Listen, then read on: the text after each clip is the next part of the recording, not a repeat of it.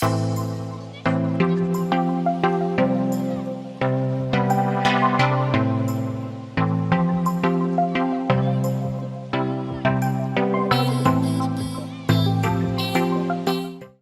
Everyone, welcome to Advait education. मेरा नाम है अक्षय मिश्रा और आप पढ़ रहे हैं क्लास 12 फिजिक्स सीरीज। तो प्रीवियस वीडियो में क्या किया, हमने अपना चैप्टर 9 शुरू किया रे ऑप्टिक्स के ऊपर, और उसमें हमने क्या देखा, पहला वाला पूरा पार्ट कंप्लीट किया रिफ्लेक्शन के ऊपर। क्या होती है मिरर इक्वेशन, क्या होते हैं स्फेरिकल मिरर्स, मैग्निफिकेशन क्या होती है, और उससे रिलेटेड हमने क्या किया, पूरा एक वीडियो डेडिकेट किया न्यूमेरिकल्स बनाने के लिए, जिसमें हमने क्या देखा कि बहुत सारे प्रकार के न्यूमेरिकल्स देखे कि कैसे भी आपको क्वेश्चन पूछे हाइट के टर्म में, ऑब्जेक्ट और इमेज की लेंथ के टर्म में, कैसे भी पूछे तो आप क्या कर पाएंगे, वो क्वेश्चन को बना पाएंगे। अब हम क्या करेंगे, आगे बढ़ेंगे, अपने मेन क्या जाएंगे, सेकंड पार्ट में जाएंगे। इसके मेन ये चैप्टर का मेजर जो सेकंड पार्ट होता है वो क्या होता है, रिफ्रैक्शन के ऊपर होता है। फिर थर्ड वाला लेंसेज का होगा, फोर्थ वाला क्या होगा हमारा, उसके लिए होगा, इंस्ट्रूमेंट्स के लिए होगा। तो पहला जो हमारा मेजर पार्ट है इस चैप्टर का, वो क्या कर लिया है हमने, पूरा कंप्लीट कर लिया है। एक चैप्टर पूरा हमने थ्योरेटिकल पोर्शन को दिया, मतलब एक वीडियो पूरा, और एक वीडियो हमने क्या दिया, पूरा न्यूमेरिकल को दिया। अब आगे बढ़ते हैं, तो हम कौन सा पार्ट कर रहे हैं, अब अपना थर्ड पार्ट पढ़ेंगे। यहाँ ये वाला कौन सा पार्ट होगा, हमारा थर्ड पार्ट होगा। ओके, यहां पे हम क्या देखेंगे, पूरा रिफ्रैक्शन के बारे में देखेंगे। क्या होता है रिफ्रैक्शन, एपरेंट डेप्थ क्या होती है, टोटल इंटरनल रिफ्लेक्शन क्या होता है, ये सब चीजों के बारे में हम क्या करेंगे, यहां पे देखेंगे। और जो मिराज होता है, फिनोमिना, उन सब चीजों के बारे में हम अपने इस मेजर पार्ट में पढ़ेंगे। तो पहला वाला जो है हमारा रे ऑप्टिक्स, या एक प्रकार से बोले रिफ्लेक्शन वाला पूरा हिस्सा है, वो हमने क्या कर लिया, कंप्लीट कर लिया। अब हम अपना कौन सा हिस्सा पढ़ेंगे, ये वाला सेकंड वाला रिफ्रैक्शन वाला। उसके बाद जो थर्ड टॉपिक आएगा उसमें हम लेंसेज के बारे में देखेंगे, और फिर फोर्थ वाला क्या रहेगा हमारा, इंस्ट्रूमेंट्स के ऊपर रहेगा। ठीक है, तो शुरू करते हैं रिफ्रैक्शन के बारे में। हमारा ये वाला पार्ट किसके ऊपर बेस्ड रहेगा, पूरा रिफ्रैक्शन के ऊपर बेस्ड रहेगा। पहला वाला पूरा रिफ्लेक्शन के ऊपर था। तो इंट्रोडक्शन देखते हैं। फर्स्ट देखते हैं रिफ्रैक्शन होता क्या है। फर्स्ट रिफ्लेक्शन, यदि हम जो प्रीवियस टॉपिक के बारे में बात करें, रिफ्लेक्शन जो था वो क्या था, reflection involves change in path of light without any change in medium. Reflection में क्या होता था, लाइट क्या होती थी, डेविएट होती थी, अपना रास्ता चेंज करती थी, अपना पाथ चेंज करती थी, बिना मीडियम चेंज किए। एक ही मीडियम में लाइट है और वो किसी से टकराई तो वो क्या हो गई, रिफ्लेक्ट हो गई, नाम से ही समझ में आता है। मगर वहां पे क्या होता था, मीडियम चेंज नहीं होता था। यहां पे क्या होगा, लाइट का पाथ तो चेंज होगा, मगर वो किसके कारण होगा, मीडियम चेंज होने के कारण होगा। Whereas refraction involves change in the path of light due to change in the medium. Refraction में क्या होगा, लाइट का पाथ तो चेंज होगा, डिफ्लेक्ट तो होगी ही, मगर किस कारण होगी, एक मीडियम से दूसरे मीडियम में जा रही है इसलिए। एक मीडियम रेयर होगा, एक डेंसर होगा, डेंसर से रेयरर जाएगी, रेयरर से डेंसर जाएगी। तो इस कंडीशन में हमें याद रखना है कि नॉर्मल के पास आएगी कि नॉर्मल से दूर जाएगी, स्पीड उसकी इंक्रीज होगी कि कम होगी, ये सब चीज हम क्या देखेंगे, पूरा रिफ्रैक्शन में देखेंगे। When a beam of light, यहां हम यहां पे बोले रे ऑफ लाइट, दोनों का लगभग मीनिंग सेम ही होगा। रे मतलब हम एक रे के बारे में बात करते हैं, बहुत सारी रे हो गई तो बीम हो गई, तो यहां पे दोनों तरीके से बोल सकता है। एनकाउंटर्स अनदर ट्रांसपेरेंट मीडियम, जब एक बीम ऑफ लाइट क्या होती है, टकराती है, एनकाउंटर करती है किसी दूसरे मीडियम से। ट्रांसपेरेंट मीडियम जैसे हम बोल सकते हैं एक प्रकार का ग्लास बोल सकते हैं, कुछ भी ऐसा मीडियम जो ट्रांसपेरेंट, एयर, सारी gases. A part of light gets reflected back into the first medium। कुछ लाइट का कुछ हिस्सा क्या होता है, रिफ्लेक्ट बैक हो जाता है। कौन से वाले मीडियम में, जिस मीडियम में है वो उसी में, और कुछ हिस्सा क्या होता है उसके अंदर चले जाता है। लाइट का एक हिस्सा जो सेम मीडियम में रह जाता है उसको हम क्या बोलते हैं, रिफ्लेक्शन। जो दूसरे मीडियम में चले जाता है उसको हम बोलते हैं रिफ्रैक्शन। तो कुछ लाइट का हिस्सा क्या हो जाता है, रिफ्लेक्ट बैक हो जाता है पहले ही वाले मीडियम में, जिस मीडियम में लाइट थी, while the rest enters the other. बाकी जो बचा हुआ हिस्सा रहता है वो क्या कर जाता है, अगले मीडियम में एंटर कर जाता है। और जब वो दूसरा मीडियम में एंटर कर रहा है इसलिए उसमें क्या होता है, हल्का सा डिफ्लेक्शन आता है। The direction of propagation of the oblique incident ray. Direction of propagation, wave क्या होती है, एक लाइट क्या है, एक प्रकार की वेव ही रहती है, तो वो क्या होती है, प्रोपोगेट होती है, तो इसलिए डायरेक्शन ऑफ प्रोपोगेशन बोलते हैं, डायरेक्शन ऑफ ट्रैवल नहीं बोलते यहां पे। Of N ऑब्लिक्यूली incident ray. ऑब्लिक्यूली incident ray का मतलब क्या होगा, एक ऐसी रे जो क्या होगी, 0 डिग्री से तो बड़ी होगी, 0 डिग्री से बड़ी होगी, मतलब उसका जो इंसिडेंट एंगल है, और क्या होगा, 90 डिग्री से छोटा होगा, मतलब किसी एंगल से वो गिर रही है किसी भी सरफेस में, 0 डिग्री से बड़ा उसका एंगल होगा और 90 डिग्री से क्या छोटा होगा। तो ऑब्लिक्यूटी इंसिडेंट रे का मतलब यही होता है कि 0 से बड़ा 90 से छोटा। ऑफ लाइट मतलब क्या होगी, कि एक लाइट की रे होगी दैट एंटर्स अदर मीडियम, किसी दूसरे मीडियम में एंटर कर रही है, changes at the interface of the two media. क्या हो जाता है, उसमें हल्का सा चेंजेस आ जाता है जब वो किसी इंटरफेस में आती है। इंटरफेस का मतलब क्या है, दो मीडियम के एकदम बीच की लाइन, मतलब एक प्रकार से दोनों का border. This refraction of light. फिर से देखते हैं क्या पूरा definition, the direction of propagation of obliquity incident ray of light that enters another medium changes at the interface of the two media. जो उसका डायरेक्शन रहता है वो हल्का सा चेंज होता है, डिफ्लेक्ट होता है। कहां पे डिफ्लेक्ट होता है, जब दोनों मीडियम के बीच का क्या आता है, बॉर्डर आता है, वहीं से जो डिफ्लेक्शन है उसी को हम रिफ्लेक्शन बोल रहे हैं। This phenomena is called refraction. याद रखिएगा, रिफ्लेक्शन और रिफ्रैक्शन दोनों सेम नाम लगता है, तो रिफ्रैक्शन पूरा अलग है और रिफ्लेक्शन पूरा अलग है। तो ये हुआ रिफ्रैक्शन का एक प्रकार से क्या डेफिनेशन। आगे बढ़ते हैं, यदि डायग्राम में देखें तो सेम वैसा ही वाला कलर यूज करेंगे, थोड़ा सा कलर यहां पे हम क्या करते रहेंगे, चेंज करते रहेंगे। एक इंसिडेंट रे आई, ठीक है। अब ये क्या है, ऊपर वाला जो मीडियम है ये फर्स्ट मीडियम है, इसको हम मान लेते हैं कोई भी मीडियम एयर मान लेते हैं। और जो दूसरा वाला ये जो बॉक्स दिख रहा है आपको सेकंड वाला, ये सेकंड वाला मीडियम क्या है, कोई भी ग्लास है, एक ऐसा ग्लास जिसकी क्या है मोटाई है यहां पे, जिसकी विड्थ है। अब लाइट इसके अंदर ट्रेवल करेगी तो मीडियम चेंज हो रहा है, ये वाला रेयरर मीडियम है, मतलब थोड़ा सा रेयर है। ऑप्टिकल वाला बोलते हैं ऑप्टिकल रेयर और ऑप्टिकल डेंसर, उसके बारे में हम देखेंगे। तो पहले से दूसरा मीडियम है, तो क्या होगा, इंसिडेंट रे यहां पे गिरेगी एक पॉइंट पे, कुछ पार्ट ये जो इंसिडेंट रे का क्या हो जाएगा, रिफ्लेक्ट हो जाएगा। नॉर्मल तो रहेगा ही सेम, वैसी नॉर्मल क्या रहता है इस सरफेस का 90 डिग्री। कुछ पार्ट क्या हो जाएगा, रिफ्लेक्ट हो जाएगा, और कुछ पार्ट क्या हो जाएगा, अंदर प्रोपोगेट हो जाएगा, मीडियम के अंदर चले जाएगा। और वो जो हिस्सा रहेगा इसी को हम क्या बोलेंगे, रिफ्रैक्टेड रे। कुछ हिस्सा उसका मतलब रिफ्लेक्शन भी होगा ही होगा, और रिफ्रैक्टेड रे। अब यहां पे एंगल की बात करें तो जो इंसिडेंट रे का एंगल होता है वही रिफ्लेक्टेड रे का एंगल होगा, तो ये भी आर होगा। तो दोनों को हमने क्या ले लिया, आई आई ले लिया। और ये क्या होगा, जो यहां पे आर लिखा हुआ है ये क्या है, एंगल ऑफ रिफ्रैक्शन। तो यहां पे एंगल ऑफ रिफ्रैक्शन को हमने क्या कर लिया, आर से डिनोट कर दिया। पहले वाले टॉपिक में हमने एंगल ऑफ रिफ्लेक्शन को भी आर से डिनोट किया था, बट हमें पता है कि इंसिडेंट एंगल और रिफ्लेक्शन एंगल क्या होता है, सेम होता है, तो इसलिए हमने दोनों को क्या ले लिया, आई ले लिया, और यहां पे एंगल ऑफ रिफ्रैक्शन को आर से डिनोट कर दिया। अब ये नॉर्मल के पास आएगी कि नॉर्मल से दूर जाएगी, वो कंडीशन पे डिपेंड करेगा, वो हम देखेंगे, ठीक है। तो पहले मीडियम से दूसरे मीडियम में गई, कुछ पार्ट रिफ्लेक्ट हो गया, कुछ पार्ट रिफ्रैक्ट हो गया। अब यहां पे एक और चीज बोलते हैं, जैसे हमने वहां पे लॉ ऑफ रिफ्लेक्शन देखा है, यहां पे क्या होगी, स्नेल्स लॉ लगेगी, sine i by sine r equal to क्या हो जाएगा, रिफ्रैक्टिव इंडेक्स वाला।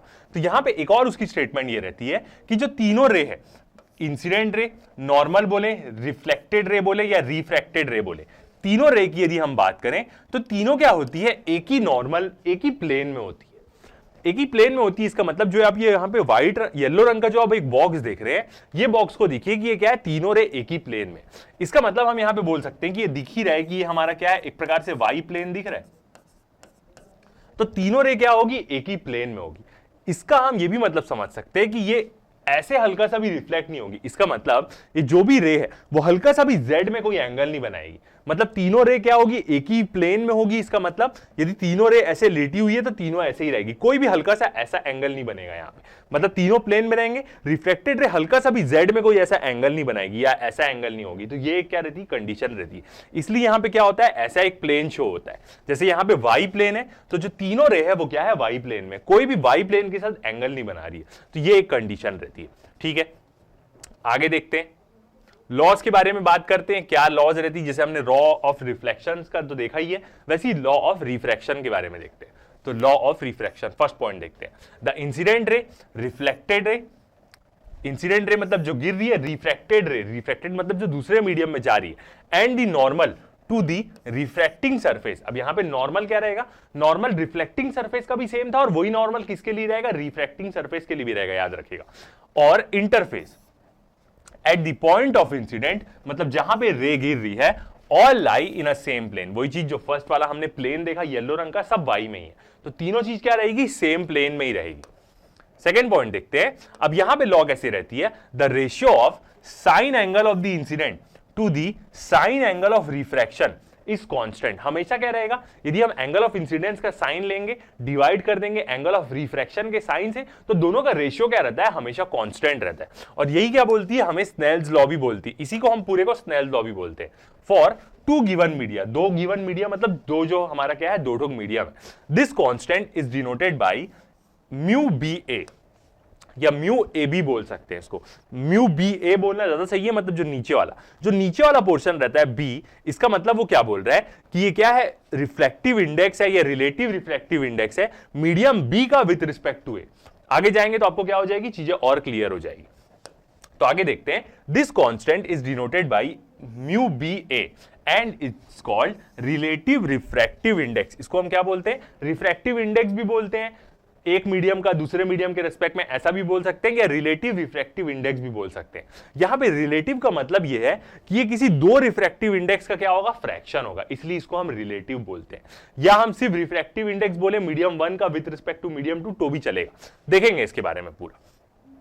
Of the medium B with respect to medium है, जो दूसरा मीडियम है B with respect to medium है। प्रीवियस वाला जो हमने डायग्राम देखा वहां पे हमने 1 2 देखा है, तो यहां पे क्या हो जाएगा 2 विथ रिस्पेक्ट टू A। आगे जाके तो हम इसको इतना डिनोट करेंगे कि आपको वो अच्छे से समझ में आ जाएगा। तो क्या है लॉ हमारी, साइन किसका, इंसिडेंट एंगल का डिवाइड बाय साइन हम करेंगे रिफ्रैक्टेड एंगल तक का, तो वो इक्वल टू क्या हो जाएगा, रिफ्रैक्टिव इंडेक्स के बराबर हो जाएगा। म्यू जो नीचे में लिखा हुआ है उसका वो रहता है म्यू ऑफ मीडियम बी, मतलब refractive index of medium b with respect to medium a, मतलब वो मीडियम ए के साथ क्या बना रहा है, इंटरफेस बना रहा है। इसी को हम क्या बोलते हैं, स्नेल्स लॉ ऑफ रिफ्रैक्शन भी बोलते हैं, सेम इसी स्टेटमेंट। आगे बढ़ते हैं, अब हम एक बार रिफ्रैक्टिव इंडेक्स के बारे में बात करते हैं। एक प्रकार से क्या बताएगा, स्पीड बताएगा लाइट रे की दोनों मीडियम। तो रिफ्लेक्टिव इंडेक्स के बारे में देखते हैं, सेम ऐसे ही लगभग रिलेटिव रिफ्रैक्टिव इंडेक्स भी होता है, बट वो दो चीज का क्या होता है, रेशियो होता है। दो रिफ्रैक्टिव इंडेक्स का क्या होता है, वो एक प्रकार से रेशियो होता है। देखते हैं रिफ्रैक्टिव इंडेक्स क्या बोलते हैं। द रिफ्रैक्टिव इंडेक्स और इंडेक्स ऑफ रिफ्रैक्शन, इसको इंडेक्स ऑफ रिफ्रैक्शन भी बोलते हैं, mu of a material is the ratio of speed of the light in vacuum to the speed of the light in the medium. ये क्या है, refractive index एक प्रकार का रेशियो है। Speed of the light vacuum में कितनी होगी, और वैक्यूम में स्पीड ऑफ लाइट क्या होती है, सबसे ज्यादा होती है। और किसी मीडियम में, मतलब कोई अलग प्रकार की गैस हो गई, लिक्विड हो गई, उसमें स्पीड ऑफ लाइट कितनी है, वो जिसको हम क्या करते हैं, v से डिनोट करते हैं। ऑब्वियस सी बात है, ये हमेशा क्या होगी, बड़ी होगी। वैक्यूम में जो स्पीड की लाइट की स्पीड होती है उससे ज्यादा कुछ हो सकता है कि नहीं हो सकता। तो ये क्या है, दो चीज का रेशियो है। तो म्यू इक्वल टू क्या हो जाएगा, speed of the light in the vacuum. Generally हम वैक्यूम को किससे डिनोट करते हैं, सी से, और जनरली हम वैक्यूम वाली स्पीड को एयर में भी ले लेते हैं, बट यहां पे हम हल्का सा डिफर करेंगे, देखेंगे ज्यादा फर्क नहीं आता जब हम टेबल में देखेंगे तो। और speed of light in the material, material मतलब वो कुछ भी मीडियम हो सकता है, एयर, वाटर, लिक्विड। तो ये क्या होता है, एक प्रकार का रेशियो होता है, मतलब जो रे है लाइट की रे, उसकी स्पीड का। आगे देखते हैं, it is also referred as absolute refractive index. इसको हम एक और चीज क्या बोलते हैं, एब्सोल्यूट रिफ्रैक्टिव इंडेक्स भी बोलते हैं, ऑफ द सब्सटेंस। जो भी सब्सटेंस में क्या हो रही है, हमारी लाइट रे क्या हो रही है, पास हो रही है। ठीक है, आगे बढ़ते। अब यदि हम कुछ मीडियम का रिफ्रैक्टिव इंडेक्स के बारे में देखें तो यहां पे देख सकते हैं आप, इथाइल अल्कोहल का कितना है रिफ्रैक्टिव इंडेक्स, 1.362। याद रखिएगा इसकी वैल्यू हमेशा 1 से बड़ी रहेगी। क्यों 1 से बड़ी रहेगी, क्योंकि हमारा जो रिफ्रैक्टिव इंडेक्स था उसका रिलेशन क्या आया था, हमारा mu is equal to c by v आया था। अब यहां से v को मल्टीप्लाई करें तो v into mu equal to C. अब म्यू की वैल्यू क्या होगी, हमेशा 1 से बड़ी होगी। तो मान लेते हैं 1 से बड़ी हुई तो v इज इक्वल टू क्या हो जाएगा, मान लेते हैं 1.5 हो गई तो इक्वल टू सी। तो यहां से हमें दिख रहा है कि v छोटा है और c क्या है, हमेशा बड़ा है। और c हमेशा बड़ा ही रहेगा, क्योंकि ऑब्वियस ही बात है जो लाइट की स्पीड है वैक्यूम में, उससे ज्यादा स्पीड तो कभी किसी चीज की हो ही नहीं सकती। तो इसलिए जो रिफ्लेक्टिव इंडेक्स है उसकी वैल्यू हमेशा 1 से बड़ी ही आती है। 1 से यदि इसकी वैल्यू छोटी आ गई तो इसका मतलब वो जो मीडियम है, उस मीडियम में लाइट की स्पीड वैक्यूम से ज्यादा हो जा रही है। ऐसा पॉसिबल नहीं है बिल्कुल भी। कुछ एक एक्सट्रीम कंडीशन होती है, एक प्रकार का चेंकोवो रेडिएशन कुछ होता है रशियन साइंटिस्ट वाला, वहां पे जो स्पीड ऑफ लाइट से भी स्पीड ज्यादा हो जाती है, बट वो कंडीशन हमारे लिए पढ़ने के लिए मतलब हमारे कोर्स में नहीं है। तो हमेशा क्या होगी, इसकी वैल्यू हमेशा 1 से बड़ी ही होगी, क्योंकि कोई भी मीडियम में लाइट की स्पीड से ज्यादा स्पीड हो ही नहीं सकती। ठीक है, इथाइल अल्कोहल की बात करें तो कितना हो जाएगा, 1.362। वाटर का देखें तो 1.33, मतलब वाटर में स्पीड ऑफ लाइट क्या हो जाती है, हल्की सी कम हो जाती है। एयर का देखें तो एयर और वैक्यूम का लगभग सेम ही लेते हैं। आप देख सकते हैं कितना हो रहा है, 1.00293, मतलब लगभग 1 के क्लोज ही है। दोनों की स्पीड लगभग सेम ही रहेगी। ऑक्सीजन में देखें तो वही एयर और ऑक्सीजन का क्या है, लगभग सेम ही है। तो हमेशा इसकी वैल्यू क्या रहेगी, 1 से हमेशा बड़ी ही रहेगी। 1 से छोटी हुई तो इसका मतलब क्या हो जाएगा कि मीडियम में लाइट की स्पीड ज्यादा हो जा रही है, जो पॉसिबल नहीं है। ठीक है, आगे बढ़ते हैं। अब देखते हैं रिलेटिव रिफ्रैक्टिव इंडेक्स। ये एक प्रकार का क्या रहेगा, रेशियो रहेगा। जब भी रिफ्रैक्टिव इंडेक्स का रिलेटिव आएगा तो वो रेशियो में आएगा। जब हम अभी डेरिवेशन करेंगे तो आपको और अच्छे समझ में आएगा। Relative refractive index is the measure of how much light bends when it travels from one medium to the another. ये क्या बताएगा कि लाइट कितनी बेंड हो रही है, नॉर्मल के पास आ रही है, नॉर्मल से दूर जा रही है। एक प्रकार से ये स्पीड के टर्म में रहता है, स्पीड ज्यादा हुई तो क्या होगा, स्पीड कम हुई तो क्या हुआ, उस हिसाब से। तो रिलेटिव रिफ्रैक्टिव इंडेक्स क्या बताता है हमें कि लाइट कैसी बेंड हो रही है, measure of how much light bend, light कितनी बेंड हो रही है, वही नॉर्मल से। आगे देखते हैं, if light travels from optical rarer medium to optical denser medium, यदि लाइट एक रेयरर मीडियम से डेंसर मीडियम में जाती है। अब याद रखिएगा यहां पे जो हम रेयरर और डेंसर मीडियम बोल रहे हैं, ये उसकी मास डेंसिटी वाला नहीं है। मास डेंसिटी का भी एक होता है, मतलब डेंसर मतलब क्या, मास उसका ज्यादा है, ज्यादा घना है। रेयर डेंसिटी इसका मतलब उसकी डेंसिटी कम है, ये वो वाली डेंसिटी नहीं है, याद रखिएगा। ऑप्टिकल डेंसिटी एकदम अलग ही होती है। और कोई कोई ऑब्जेक्ट तो ऐसे भी रहते हैं जो ज्यादा ऑप्टिकल डेंसर रहते हैं, मगर उनकी ओरिजिनल डेंसिटी अगले वाले से कम रहती है। एग्जाम्पल में हम देखेंगे जैसे टर्पेंटाइल, केरोसिन, तो ये मास डेंसिटी नहीं है, ये अलग ही डेंसिटी है। ये लाइट के लिए एकदम अलग डेंसिटी, ऑप्टिकल डेंसिटी है। तो यदि लाइट किसी ऑप्टिकल रेयरर मीडियम से, ऐसा मीडियम जो लाइट के लिए रेयरर है, और किसी डेंसर मीडियम में जाती है, तो क्या होगी, it bends towards the normal, वो क्या हो जाएगी, नॉर्मल की तरफ बेंड हो जाएगी, नॉर्मल के पास चले जाएगी। इसका मतलब एंगल ऑफ इंसिडेंट बड़ा होगा as compare to angle of refraction. Diagram में देखते हैं, तो यहां पे हम डायग्राम में देख सकते हैं एक रेयरर मीडियम है, मान लेते हैं एयर है, और नीचे क्या है, डेंसर मीडियम है, वाटर हो सकता है, कुछ भी। तो लाइट क्या हो रही है, एक रेयरर मीडियम से डेंसर मीडियम में जा रही है, तो वो क्या होगी, इधर तरफ आएगी, नॉर्मल की तरफ ज्यादा बेंड होगी, मतलब नॉर्मल की तरफ आएगी। तो इसका मतलब हम यहां पे बोल सकते हैं कि जो एंगल ऑफ इंसिडेंट है वो क्या होगा, बड़ा होगा as compare to angle of refraction से। और जब क्या होगी, लाइट रेयरर से डेंसर मीडियम में जाएगी ना, तो उसकी वेलोसिटी क्या होगी, कम होगी। आप देख सकते हैं यहां पे मैंने नीचे एरो का सिंबल बनाया, मतलब वेलोसिटी की क्या होगी, उसकी कम होगी। तो जब भी लाइट किसी डेंसर मीडियम में जाती है, ऑप्टिकल डेंसर, याद रखिएगा ये मास डेंसिटी वाला डेंसर नहीं है, तो उसकी स्पीड क्या होती है, कम होती है। और जस्ट उल्टा होगा, यदि कोई डेंस मीडियम में लाइट है और वो रेयरर मीडियम में जाएगी, तो उसकी स्पीड इंक्रीज होती है। ठीक है, सेकेंड पॉइंट देखते हैं, तो रेयरर से डेंसर में गई, तो आप देख सकते हैं लाइट क्या हुई, नॉर्मल के पास ज्यादा बेंड हुई, नॉर्मल की तरफ ज्यादा आई।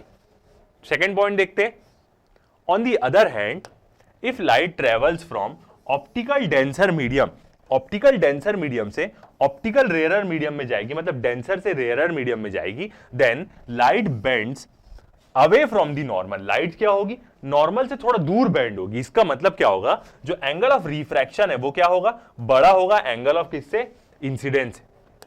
देखते हैं डायग्राम से, second diagram, angle of incident हमने सेम रखा। अब यदि लाइट डेंसर मीडियम में, मान लेते हैं कुछ वाटर है, कोई भी लिक्विड है, और उससे क्या हो रही है, रेयरर मीडियम में जा रही है, एयर में जा रही है, वाटर से निकल के एयर में जा रही है। या इसको हम कैसे समझ सकते हैं कि पानी के अंदर कोई ऑब्जेक्ट रखा हुआ है, वो ऑब्जेक्ट की लाइट निकल के क्या हो रही है, आ रही है, एयर में आ रही है, तभी तो हमें दिख रहा है पानी के अंदर वो रखा है, हमारे आंख तक आ रही है। तो यदि डेंसर मीडियम से रेयरर में जाती है, तो जो इंसिडेंट, जो रिफ्रैक्टिव रे है, वो क्या होती है, नॉर्मल से दूर की तरफ जाती है। और इसका मतलब क्या है कि यहां पे क्या हो रही है, उसकी स्पीड इंक्रीज हो रही है, इसलिए वो दूर हो जा रही है। डेंसर में आई तो स्पीड कम हो जाएगी, रेयरर मीडियम में गई तो उसकी स्पीड इंक्रीज हो जाएगी, तो वो क्या हो जाती है, नॉर्मल से अवे हो जाती है। यहां पे देख सकते हैं अब ये नॉर्मल के पास आ रही थी और ये नॉर्मल से दूर जा रही, तो यहां पे हम क्या बोल सकते हैं कि जो एंगल ऑफ रिफ्रैक्शन है वो क्या हो जाएगा, बड़ा हो जाएगा एंगल ऑफ इंसिडेंस। तो ये क्या रहता है, यहां पे मेन कंसेप्ट रहता है। नॉर्मल तो हमेशा क्या बनाएगा, 90 डिग्री बनाएगा। ठीक है, आगे बढ़ते हैं, अब कुछ की पॉइंट्स देखते हैं वही मीडियम के बारे में। The medium in which speed of light is lower with respect to the other medium is said to be optically denser medium. एक ऐसा मीडियम जिसमें क्या होती है, स्पीड ऑफ लाइट क्या होती है, कम होती है विथ रिस्पेक्ट टू दूसरे मीडियम, तो इसको हम क्या बोलेंगे, ऑप्टिकली डेंस मीडियम बोलेंगे। सेम जैसे हम यहां पे देखें, यहां पे हम देखें कि रेयरर से डेंसर मीडियम में जब जा रही थी तो उसकी स्पीड कम हो रही है। ऑब्वियसली बात है, ज्यादा डेंस मीडियम में जा रही है, ऑप्टिकली डेंस है भले वो, तो उसकी स्पीड क्या होगी, कम होगी। तो यदि ये पूरे चीज को एक लाइन में हम सबमिशन दें, तो ऐसा मीडियम जिसमें स्पीड ऑफ लाइट क्या रहेगी, कम रहेगी with respect to the other medium, ऐसा मीडियम जिसमें स्पीड ऑफ लाइट कम रहेगी, उसके इंटरफेस के पास जो मीडियम है उसकी रिस्पेक्ट में बात करें, तो इसका मतलब हम क्या बोलेंगे कि वो ऑप्टिकली डेंसर मीडियम है। ये वाले डेफिनेशन में दोनों चीज ऊपर की कवर हो जाती है। आगे देखें तो समझ में तो आपको आ ही गया है कि डेंसर में गई तो स्पीड कम होगी, रेयरर में गई तो उसकी स्पीड ज्यादा हो जाएगी। जहां पे स्पीड कम होगी तो वो नॉर्मल के पास आएगी, स्पीड ज्यादा हुई तो रिफ्रैक्टेड रे नॉर्मल से दूर जाएगी। अब ऑप्टिकल डेंसिटी एक प्रकार से जो हम यहां पे लाइट की डेंसिटी मतलब लाइट के मीडियम की डेंसिटी की जो बारे में बात कर रहे हैं वही मास डेंसिटी से अलग है। अब ये पॉइंट आएगा, optical density should not confused with mass density. जो नॉर्मल हम डेंसिटी पढ़ते हैं अपना 11th में, वो डेंसिटी से मतलब जो एक मास की घनत्वता बनाता है, बताता है कि कितना घना है मास, वो चीज नहीं है। Which is mass per unit volume, जो एक प्रकार से क्या होता है, डेंसिटी क्या होती है, मास अपॉन वॉल्यूम होती है, वो चीज नहीं है ऑप्टिकल डेंसिटी। आगे देखते हैं, it is possible that mass density of a optically dense medium may be less than that of the optical rare medium. ऐसा हो सकता है कि कोई मीडियम है वो ऑप्टिकली डेंस है और उसके बाजू में एक ऑप्टिकली रेयर मीडियम है, मगर उसकी मास डेंसिटी जो क्या है वो एकदम कम है, इतनी कम है कि रेयर मीडियम से भी उसकी मास डेंसिटी कम है। तो ऐसा हो सकता है, ठीक है। कैसे बोल रहे हैं कि यहां पे एक रेयर मीडियम है और एक डेंसर मीडियम। अब जो इसकी जो ओरिजिनली डेंसिटी है जिसको हम रो से डिनोट करते हैं वो इतनी कम है कि इससे भी कम है, रेयर मीडियम से भी इसकी डेंसिटी कम है। ऐसा हो सकता है, एग्जांपल में हम देखेंगे, ठीक है। तो याद रखिएगा, ऐसा हो सकता है कि कोई मीडियम ऑप्टिकली डेंस्ड है लाइट के लिए, मगर ओरिजिनली उसकी डेंसिटी क्या है, ओरिजिनल जो डेंसिटी है वो बहुत कम है। तो ऐसा हो सकता है, याद रखिएगा। तो इसको मास डेंसिटी के साथ कंफ्यूजन नहीं होगा, कंफ्यूज नहीं करेंगे। एग्जांपल देखते हैं, टर्पेंटाइन, केरोसिन, दोनों में से कुछ भी ले सकते हैं हम। टर्पेंटाइन और केरोसिन किसके रेस्पेक्ट में हम बात करेंगे, वाटर के रेस्पेक्ट में। तो मास density of turpentine is less than that of the water. Mass density की बात करें हम, ओरिजिनल डेंसिटी की हम यहां पे बात कर रहे हैं, किसकी, टर्पेंटाइन की क्या होती है, वाटर से कम होती है। या केरोसिन के बारे में भी बोले तो केरोसिन की भी जो ओरिजिनल डेंसिटी है वो वाटर से कम होती है, but it is optically denser, but its optical density is higher. मगर जो उसकी ऑप्टिकल डेंसिटी है वो सही में क्या होती है, ज्यादा होती है। तो अब देख सकते हैं जो केरोसिन और टर्पेंटाइल है उसकी डेंसिटी क्या है, वाटर से कम है, original density.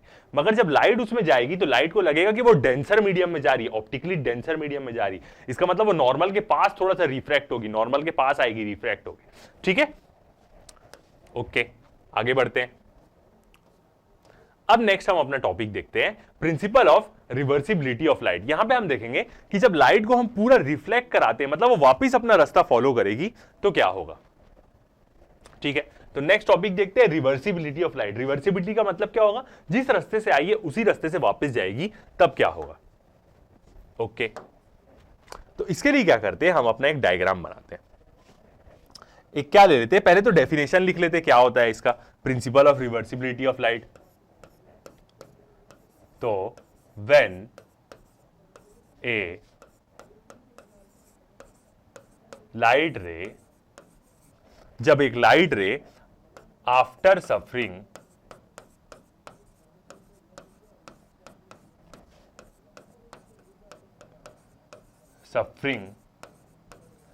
Number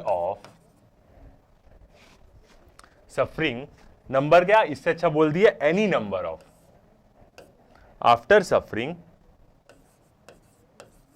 any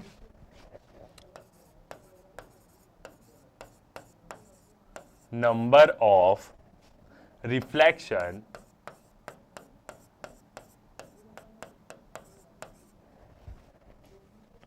and refractions, कितना भी नंबर ऑफ रिफ्लेक्शन और वो क्या करेगी, रिफ्रैक्शन सफर करेगी, has its final path reversed, has its final path reverts, it travels back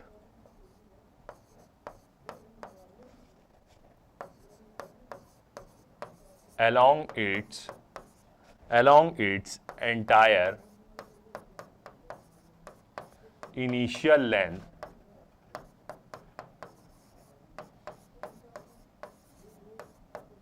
मतलब वापिस वो अपना रास्ता क्या कर रही है, फॉलो कर रही है, इनिशियल लेंथ या बोले हम इनिशियल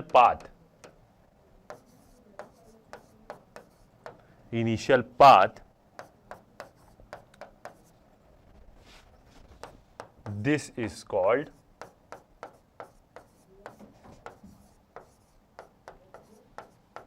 प्रिंसिपल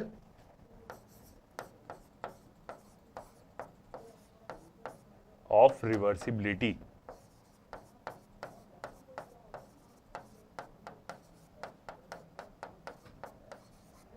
प्रिंसिपल और रिवर्सिबिलिटी ऑफ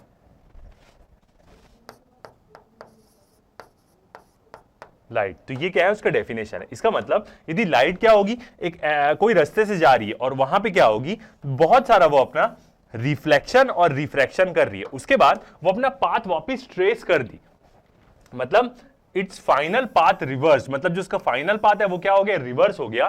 तो इसी को हम क्या बोलेंगे, एक प्रकार से प्रिंसिपल ऑफ रिवर्सिबिलिटी बोलेंगे। ऐसा कैसे हो सकता है कि जब उसके रास्ता खत्म होने वाला है, एंड पॉइंट पे हम एक मिरर रख दिए 90 डिग्री, तो वो मिरर से क्या हो जाएगी, वापस रिफ्लेक्ट हो गया, अपना रास्ता क्या करने लग जाएगी, फॉलो करने लग जाएगी। तो व्हेन अ राइट रे after suffering any number of reflection और रिफ्रैक्शन, मतलब एक लाइट के रास्ते में वो कितना भी रिफ्लेक्ट होती है, कितना भी रिफ्रैक्ट होती है, इट्स फाइनल पाथ रिवर्स, उसका जो मेन फाइनल पाथ है वो क्या हो जाता है, उल्टा हो जाता है। It travels back along its entire initial path, वो बैक आती है, अपने पूरा इनिशियल पाथ फॉलो करती है। This is called principle of reversibility of light. ठीक है, देखते हैं डायग्राम से। तो क्या ले लेते हैं हम, एक प्रकार से इंटरफेस ले लेते हैं। ये हो गया हमारा एक इंटरफेस, ऊपर में क्या है हमारा मीडियम 1 और ये क्या है हमारा मीडियम 2। दो टोक मीडियम हो गया। ठीक है, अब क्या बनाते हैं, यहां पे एक ऐसा नॉर्मल बना लेते हैं। ये हो गई हमारा नॉर्मल। अब यहां से क्या हो रही है, एक लाइट रे आई इंसिडेंट एंगल पे, ओके। अब ये यहां से गिरी, रिफ्लेक्ट हो गई ऐसे, और हमने क्या किया, यहां पे एक मिरर रख दिया। ये मिरर ऐसा रखेंगे कि वो लाइट रे से क्या हो, 90 डिग्री हो, तभी वो क्या करेगी, अपना रास्ता फॉलो करेगी वापस। देखा है हमने कि 90 डिग्री रखना पड़ेगा नॉर्मल में ही, वरना हल्के से भी एंगल में हमने मिरर रख दिया तो वो क्या हो जाएगी, रिफ्रैक्ट हो जाएगी। तो ऐसे में क्या होगा, हमारी प्रिंसिपल मतलब आई कैसे, वो ऐसे आई यहां से, ये उसका था एंगल ऑफ इंसिडेंट आई, ये एंगल ऑफ रिफ्रैक्शन हो गया उसका आर, और उसके बाद क्या करी, वो अपना वापिस रास्ता मिरर से टकराई, मिरर से क्या हो गई, वो वापिस हो गई, तो अपना वापिस रास्ता जो क्या करने लग गई, फॉलो करने लग गई। तो ऐसा ही क्या होता है, ये प्रिंसिपल ऑफ रिवर्सिबिलिटी होता है। नेमिंग कर देते हैं, ये वाला हो गया हमारा ओ ए और ये बी पॉइंट। और कुछ छूट रहा है कि नहीं, ठीक है। तो अब हम यहां पे देखते हैं, पहले हम स्नेल्स लॉ लगाते हैं।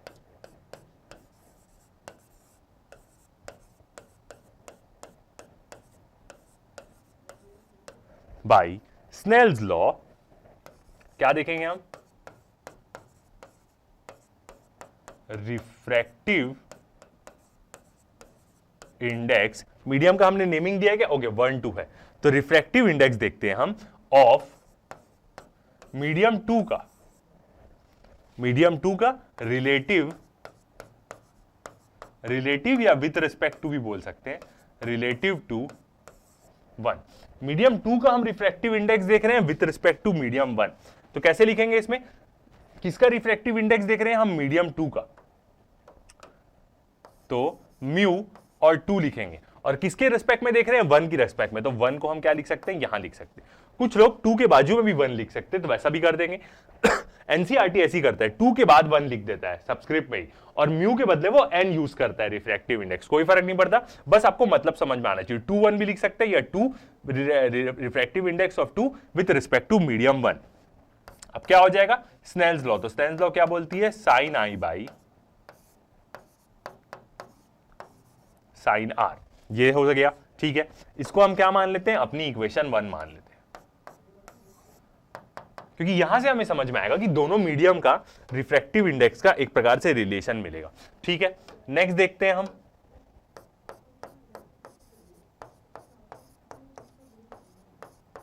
रिफ्रैक्टिव इंडेक्स, एक प्रकार से हम यहां पे रिलेटिव ही निकाल रहे हैं, रिलेटिव रिफ्रैक्टिव इंडेक्स ही, क्योंकि दो चीजों का रेशियो है, अच्छे से अभी हम आगे जाके देखेंगे, तो जब अलग अलग लगाएंगे नेक्स्ट वाले डेरिवेशन में तो आपको समझ में आएगा। इसलिए रिफ्रैक्टिव इंडेक्स बोल रहे हैं तो 1 विथ रिस्पेक्ट टू 2 ही बोल रहे हैं, तो रिफ्रैक्टिव इंडेक्स ऑफ मीडियम 1 का देखते हैं, और WRT शॉर्ट फॉर्म में लिख रहा हूं विथ रिस्पेक्ट टू मीडियम 2, ऐसे भी लिख सकते हैं आप। अब किसका देख रहे हैं हम, मीडियम 1 का देख रहे हैं, तो यहां पे कैसे लिखेंगे हम, म्यू मीडियम वन का refractive index of medium one with respect to two, तो टू कहां आ जाएगा, उसकी पावर में आ जाएगा, इक्वल टू। ऐसा हम क्यों कर रहे हैं, क्योंकि पहले मीडियम वन से मीडियम टू आई, अब मीडियम टू से वापस क्या जा रही है, मीडियम वन में जा रही है लाइट, तो इसलिए वन से पहले टू का देख लिए, फिर उसके बाद अब टू का, पहले टू का देखे वन के रेस्पेक्ट में, अब हम क्या देख रहे हैं, वन का देख रहे हैं टू की रेस्पेक्ट में, क्योंकि वो टू से कहां जा रही है, वन जा रही है। तो इसमें कैसे लिखेंगे हम, अब जो ये आर है हमारा, ये क्या हो जाएगा, हमारा एंगल ऑफ इंसिडेंस हो जाएगा जब वो वापिस अपना रास्ता फॉलो करेगी। तो यहां पे हम कैसे लिखेंगे, साइन आर बाई साइन आई। उल्टा हमने क्यों लिखा, क्योंकि जब वो अपना दूसरा रास्ता वापस जब जाएगी तो जो एंगल ऑफ रिफ्रैक्शन है वो उस केस में क्या हो जाएगा, एंगल ऑफ इंसिडेंस हो जाएगा, और जो यहां पे एंगल ऑफ इंसिडेंस है सेकंड केस के लिए वो क्या हो जाएगा, एंगल ऑफ रिफ्रैक्शन हो जाएगा, जब वो अपना उल्टा पाथ जो क्या करने लग जाएगी, फॉलो करने लग जाएगी। ठीक है, इसको दे देते हैं हम अपनी इक्वेशन 2। अब दोनों को हम क्या करेंगे, मल्टीप्लाई कर देते हैं दोनों इक्वेशन को। पूरा चीज दिख रहा है, ओके।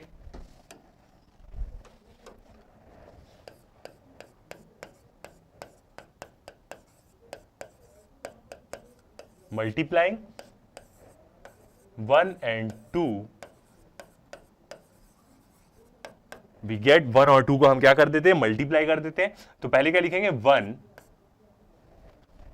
इसको लिखने में ज्यादा कंफ्यूजन होता है, अब ऐसे लिखे म्यू, फर्स्ट वाला किसका लेते हैं हम, 1 वाला लेते हैं, 1 वाला ले, 2 वाला ले, कोई भी ले सकते हैं।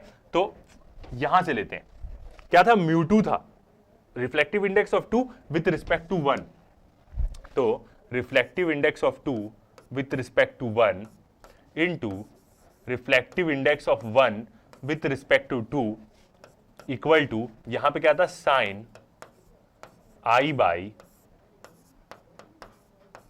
sin R, फर्स्ट वाला यही है, sin I by sin R, और ये क्या हो जाएगा, into sin R by sin I। अब यहां से दिख रहा है ये क्या हो जाएंगे, आपस में कैंसल आउट हो जाएंगे, साइन आर और ये कैंसल आउट हो गया, साइन आई और साइन आई ये क्या हो गए, दोनों कैंसल आउट हो गए।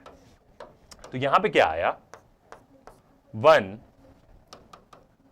पहले सबस्क्रिप्ट लिखे तो ज्यादा सही रहेगा, 2 with respect to 1 into reflective index of 1 with respect to 2 equal to क्या आ गया, 1 आ गया। ये दोनों कैंसल आउट हो गए तो सारा क्या हो गया, 1 हो गया। अब यहां से हम क्या लिख सकते हैं, मतलब यहां से हमें समझ में आएगा कि एक रिफ्रैक्टिव इंडेक्स दूसरे रिफ्रैक्टिव इंडेक्स का क्या होता है, रेसिप्रोकल होता है। तो μ2 reflective index of 2 with respect to 1, इसको इसके नीचे दे देंगे तो क्या आ जाएगा, 1 by reflective index of 1 with respect to 2। तो आप देख सकते हैं दोनों का जो रिफ्लेक्टिव इंडेक्स है उनका रेशियो आ रहा है, मतलब एक भी हमें पता चल गया, क्योंकि ऑब्वियस ही बात है वो दोनों मीडियम का ही रेशियो है, तो एक भी पता चल गया तो उससे हम क्या कर सकते हैं, दूसरे वाले को निकाल सकते हैं।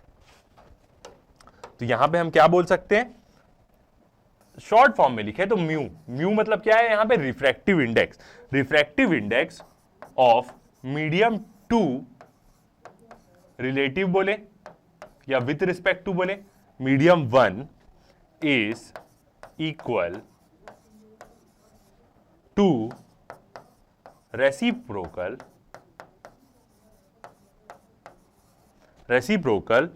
ऑफ, शॉर्ट फॉर्म में लिख रहा हूं मैं, म्यू मतलब रिफ्रैक्टिव इंडेक्स ऑफ 1 मतलब मीडियम 1 रिलेटिव टू मीडियम 2। दोनों चीज में लिख देता हूं विथ रिस्पेक्ट टू और रिलेटिव, ताकि दोनों चीजें को आप यूज कर सके। तो क्या होता है, एक मीडियम का रिफ्रैक्टिव इंडेक्स, दूसरे रिलेटिव रिफ्रैक्टिव इंडेक्स ही हम यहां पे देख रहे हैं, दूसरे का क्या होता है, वो रेसिप्रोकल होता है। ठीक है, आगे बढ़ते हैं, नेक्स्ट टॉपिक देखते हैं हम। नेक्स्ट क्या आएगा हमारा, अब हम देखेंगे पूरा ओरिजिनल एक ग्लास से जब एक लाइट रिफ्रैक्ट होगी उसका केस हम देखते हैं यहां पे। तो refraction of light through a rectangular glass slab, light क्या होगी, यहां पे रिफ्रैक्ट होगी, एक पूरा ग्लास स्लैब का केस लेंगे, और यहां पे हमें क्या देखने मिलेगा कि लैटरल डिस्प्लेसमेंट क्या होता है, लाइट कैसे लैटरली डिस्प्लेस्ड होती है। तो पहले हम ये प्रूव करेंगे कि लैटरली डिस्प्लेस्ड में वो इंसिडेंट लाइट के साथ पैरेलल है, ये चीज पहले प्रूव करेंगे, फिर उसके बाद लैटरल डिस्प्लेसमेंट निकालेंगे कि उसका एक्सप्रेशन क्या होता है। ठीक है, तो हम क्या कर रहे हैं, ग्लास स्लैब से उसका वो करा रहे। ओके, तो क्या करते हैं, डायग्राम ले लेते हैं एक।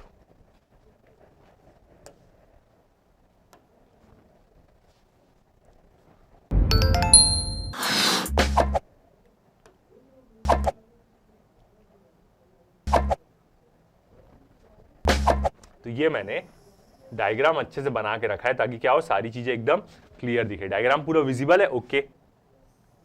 थोड़ा सा और बड़ा कर देते हैं, ठीक है। अब हम क्या कर रहे हैं, एक प्रकार से पूरा यहां पे रिफ्रैक्शन का केस देख रहे हैं, और यहां पे सही तरीके से देखा जाए तो हम क्या कर रहे हैं, लेटरल डिस्प्लेसमेंट निकालने की कोशिश करेंगे, ठीक है। तो पहले डायग्राम को समझते हैं। तो यहां पे क्या है, ये ए बी सी डी क्या है, एक ग्लास है जिसकी थिकनेस क्या है, टी है। एक ग्लास स्लैब है, उसकी थिकनेस है टी। अब क्या हुआ, दो ठोक यहां पे पहले नॉर्मल देखते हैं। तो सबसे पहले क्या हुआ, एक एमएन लाइट क्या हुई, यहां पे इंसिडेंट हुई। किस पॉइंट पे, ये वाले पॉइंट पे, जिसका एंगल ऑफ इंसिडेंस क्या था, I1 था, ओके। अब जैसी ये यहां पे इंसिडेंट हुई तो रिफ्रैक्ट होगी, और रिफ्रैक्ट होगी तो नॉर्मल के पास आएगी। क्यों नॉर्मल के पास आएगी, क्योंकि वो डेंसर मीडियम में जा रही है। एयर तो एक प्रकार से ऊपर वाला मीडियम क्या है, एयर है, और अंदर म्यू जी मतलब ग्लास डेंस ही होगा एयर से, तो डेंस मीडियम में जा रही है, इसलिए क्या हुई, नॉर्मल के पास है। ये क्या है, नॉर्मल लाइन। और कौन से एंगल से वो रिफ्रैक्ट होगी, R1 से क्या होगी, वो रिफ्रैक्ट होगी, ठीक है। यहां पे आई के पॉइंट पे आ गई, ठीक है। अब यहां पे ऐसा बोलता है कि पहले लाइट कौन से फेस में गिर रही है, ए बी फेस में गिर रही है। उसके बाद जो रिफ्रैक्टेड लाइट है वो कौन से फेस में गिर रही है, डीसी फेस में गिर रही है, गिरी। फिर के पॉइंट में आई।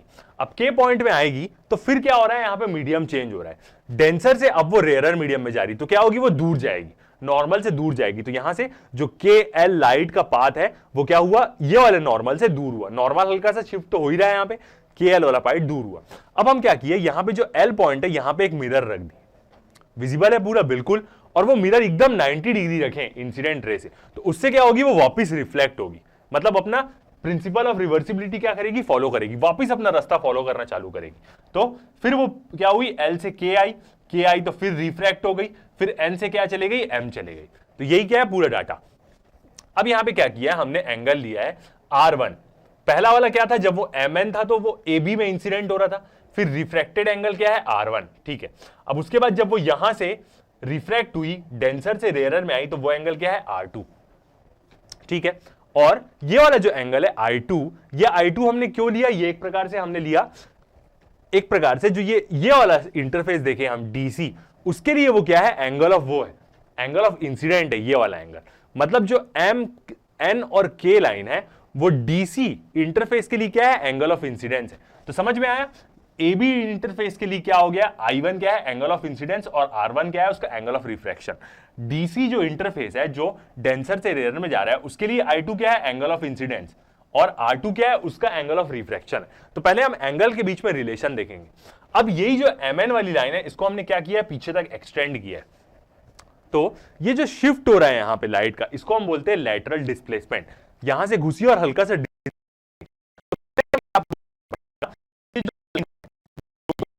के पैरेलल है, इसको हम पहले ज्योमेट्री से प्रूफ करेंगे। उसके बाद हम नेक्स्ट वाले डेरिवेशन में ये जो के और ये जो एल डैश हमने क्या किया है, एक कंस्ट्रक्शन बनाया, वहां से हम क्या निकालेंगे कि कितना वो लेटरली डिस्प्लेस्ड हो रही है, मतलब के और एल डैश डिस्टेंस निकालेंगे। यहां पे जो एक एंगल हमने डेल्टा लिया है, ये बस ऐसी एज्यूम किया है सॉल्व करने के लिए। डेल्टा का कोई मीनिंग नहीं है, इसको हम क्या करेंगे, सॉल्व करके कैलकुलेट करेंगे, ठीक है। म्यू जी क्या बता रहा है, ग्लास का वो, और टी उसकी थिकनेस है, ओके। तो सॉल्व करते हैं तो आपको क्या होगा, और अच्छे से समझ में आएगा। फर्स्ट हम क्या करते हैं, स्नेल्स लॉ अप्लाई करेंगे ये एन पॉइंट में। डायग्राम आपको पूरा अच्छे से दिख रहा है और सारी चीजें मेरे हिसाब से समझ में आएगी। अभी हम क्या करेंगे, डेराइव करते तो आपको और अच्छे से समझ में आएगा। तो applying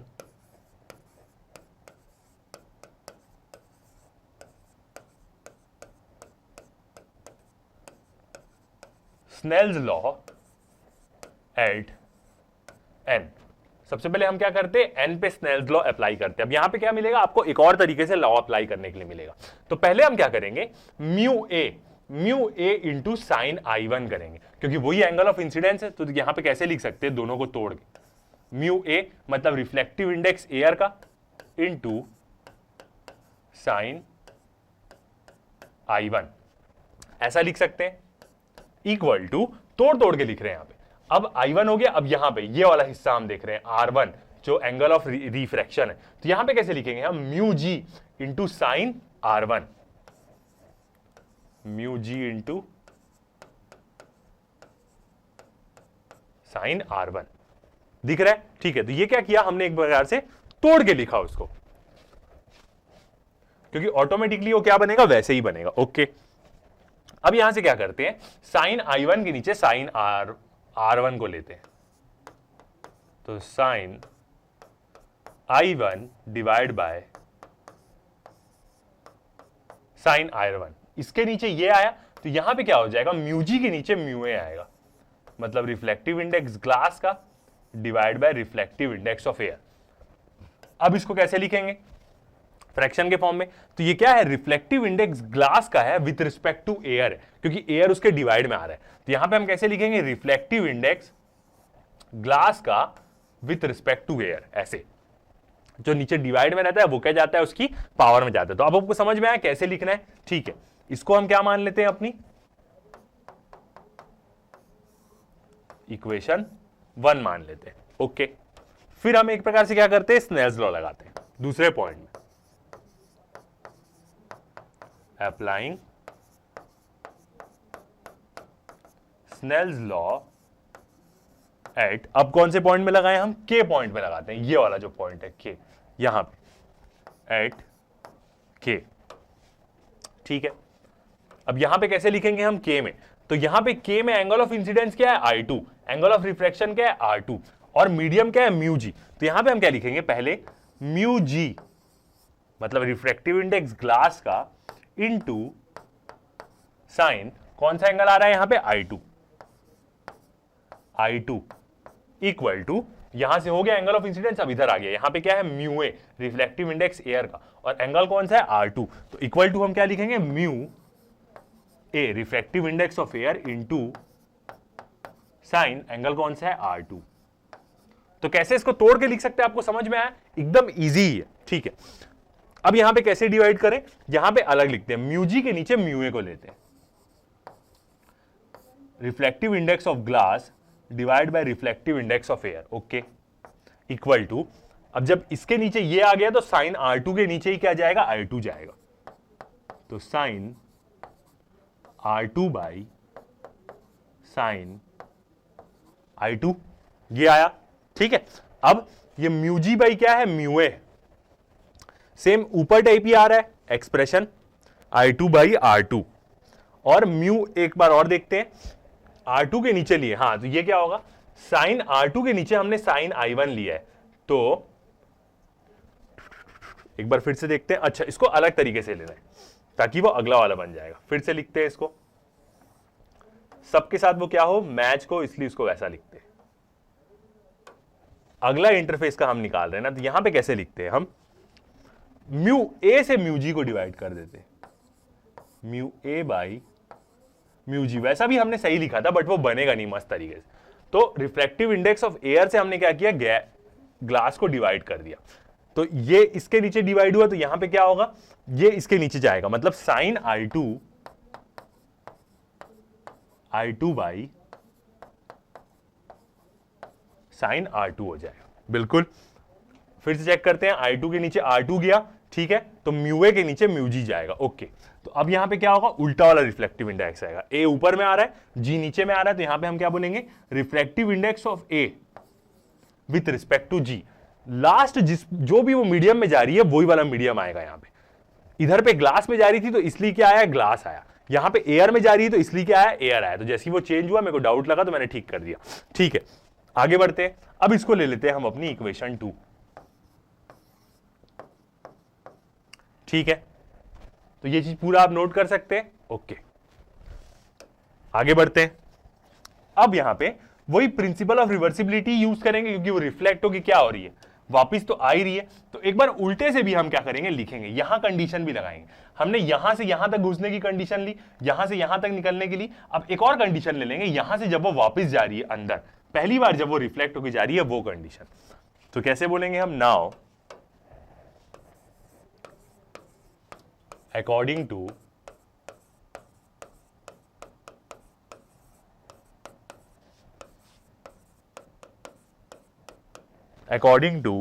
principle of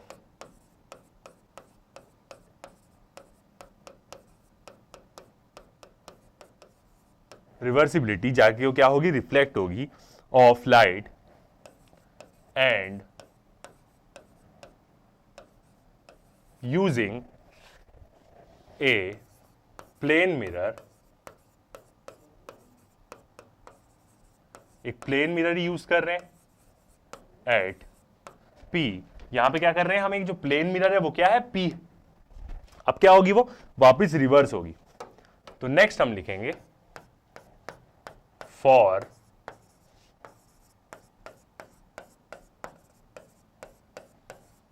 for reversed रे यूजिंग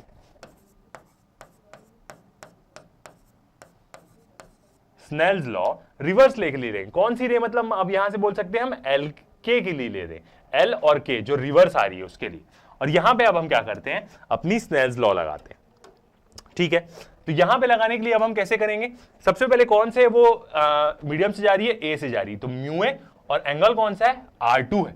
यहां पे एंगल ऑफ रिफ्रैक्शन जो है वो क्या बन जाएगा, इंसिडेंस बन जाएगा। जब हम यहां से यहां देख रहे हैं तो R2 है, तो ये इंसिडेंस बन जाएगा।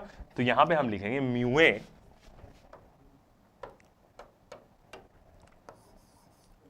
ए into sine R2 equal to, वहां पे कौन सा मीडियम में जा रही थी, वो ग्लास में, तो म्यू जी इंटू, और एंगल क्या है यहां पे, साइन I2। पहले हम एक प्रकार से क्या कर रहे हैं, उसको प्रूफ कर रहे हैं, mu a into R2, mu G into sine I2। ठीक है, अब यहां पे फिर से वैसे लिखते हैं, तो म्यू जी के बदले म्यू जी के नीचे म्यू ए दे देते हैं, तो mu G by mu A reflective index of glass divide by reflective index of air. G के नीचे ए को दिए, तो यहां पे क्या हो जाएगा, sign R2 by sine I1। Okay, और फिर इसको हम कैसे लिख सकते हैं, ऊपर में क्या आ रहा है, जी, जो जा रहा है उसी का क्या आता है, वो आता है, मतलब जो फाइनल वाला मीडियम है उसी को पहले नीचे लिखते हैं। तो reflective index of glass with respect to air, ये आ गया हमारा एक्सप्रेशन। अब इसको क्या ले लेते हैं, 3 ले लेते हैं, तीनों को क्या करेंगे, यहां पे कंपेयर करेंगे हम, तो कुछ चीजें क्या हो जाएगी, कैंसल आउट हो जाएगी। ठीक है, अब हम क्या करते हैं, मल्टीप्लाई कर देते हैं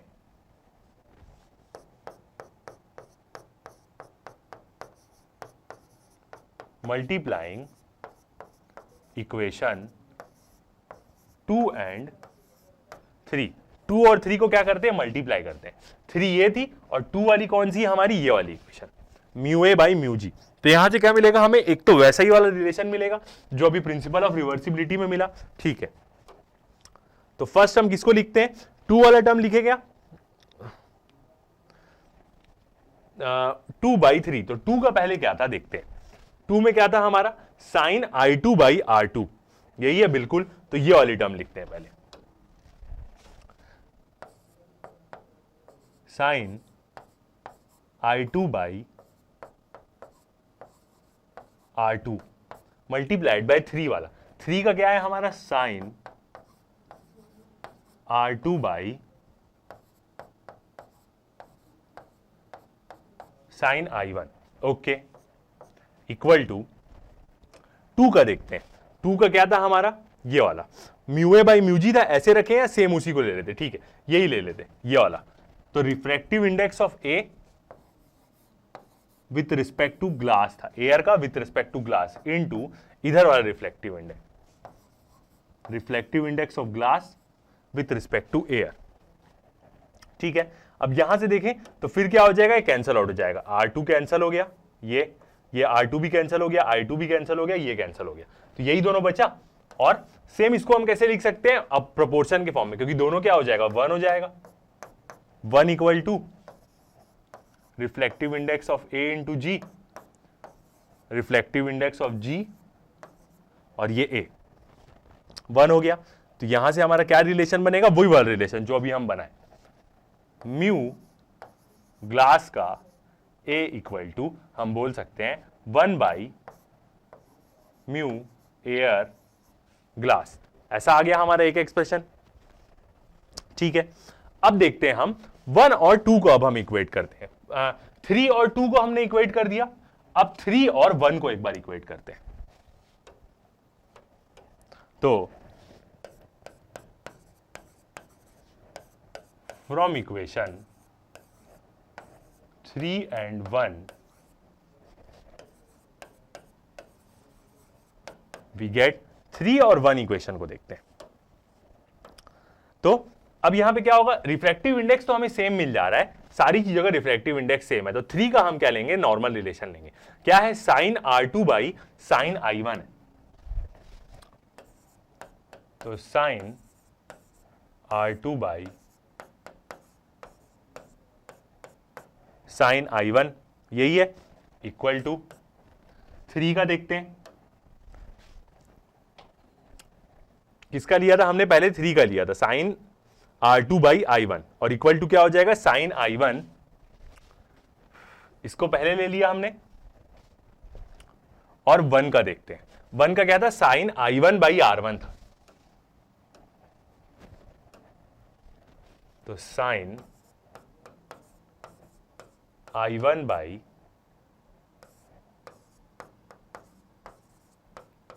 R1, ये क्या हुआ, 1 और 3 से हमने लिया, चेक करते हैं, I1 बाई R1, ठीक है, ये पहले लिखा हुआ है, और साइन R2 बाई I1, ठीक है। अब यहां से देखें, एस जो हमारा I2 है वो किसके बराबर हो जाएगा, यहां पे R1 के बराबर हो जाएगा, क्यों,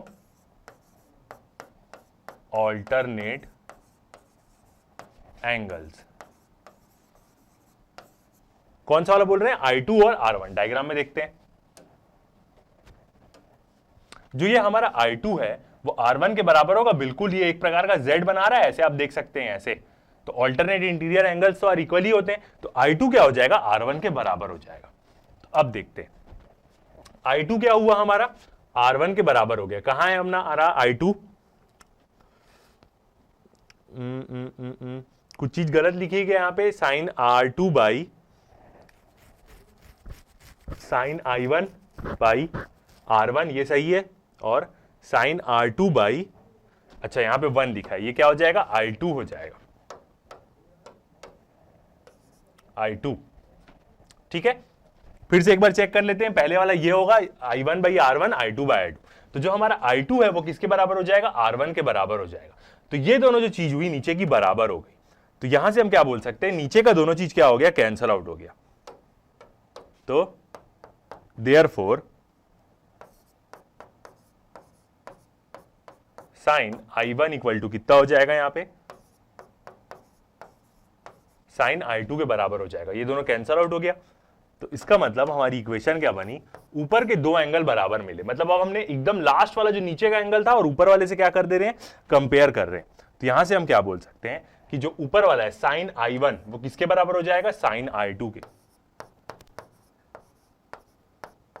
I1 equal to sign R2 के, ये वाला एंगल बराबर हो गया। अब जो साइन I1 है और R2 है वो दोनों एंगल कौन से हैं, फर्स्ट के, I1 और R2, तो ये दोनों जब एंगल बराबर हैं तो इसका मतलब हम बोल सकते हैं कि जो लाइन KP है वो क्या है, पैरेलल है हमारी MN लाइन के, MN लाइन को यदि हम एक्सटेंड कर दें तो ये दोनों जब एंगल बराबर हो गए तो हमें नॉर्मल से वो उतना ही डिफ्लेक्ट हो रहे हैं दोनों, तो ये जो MN लाइन है वो क्या है, KL के क्या है, पैरेलल है, तो यहां से क्या हुई, ये चीज हम प्रूफ कर सकते हैं, ऐसे दोनों लाइन क्या हो गई, पैरेलल हो गई, तो यहां से हम क्या बोल सकते हैं, जो लास्ट वाली जो लाइन निकल रही है उसको हम क्या बोल सकते हैं, एमर्जेंट रे बोल सकते हैं, ये KL को एमर्जेंट रे भी बोल सकते हैं, तो क्या हो जाएगा, एमर्जेंट रे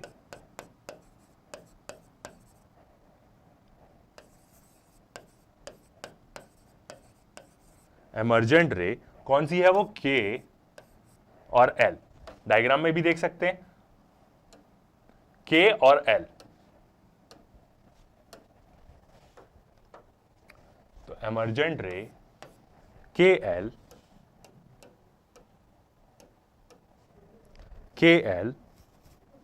इज पैरेलल, ऐसा पैरेलल का साइन बनाते हैं हम, टू इंसिडेंट रे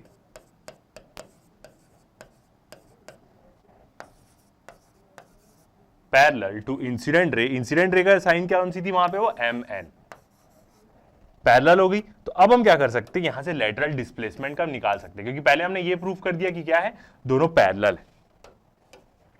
और एक और चीज देखें तो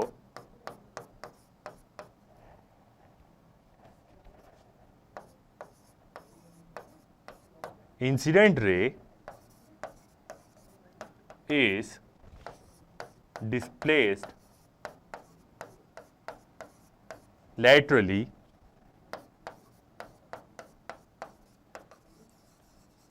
incident ray is displaced laterally on suffering two refractions. दो रिफ्रैक्शन सफर करी वो, और क्या हो गई वो, लैटरली डिस्प्लेस्ड हो गई। कैसे दो रिफ्रैक्शन सफर करी है वो, पहला वाला जब वो एयर से ग्लास में आई, और पहला रिफ्लेक्शन, दूसरा रिफ्लेक्शन जब ग्लास से वो एयर में गई, तो क्या करी, दो बार वो रिफ्लेक्शन सफर करी, और क्या हो गई, यहां से वो हल्की सी लैटरली क्या हो गई, डिस्प्लेस्ड हो गई यहां पे।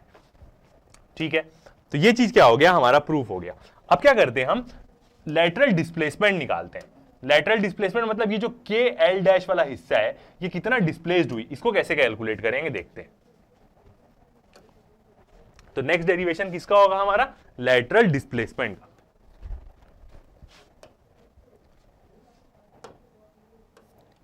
तो नेक्स्ट हम देखते हैं एक्सप्रेशन फॉर लैटरल डिस्प्लेसमेंट, कि जितना वो डिस्प्लेस्ड हुआ है उसका एक्सप्रेशन क्या है। ठीक है, तो फिर से क्या करेंगे, वही वाला डायग्राम लेते हैं। अब यहां से क्या होगा, जो उसमें कंस्ट्रक्शन वाला पार्ट था वो यूज होगा।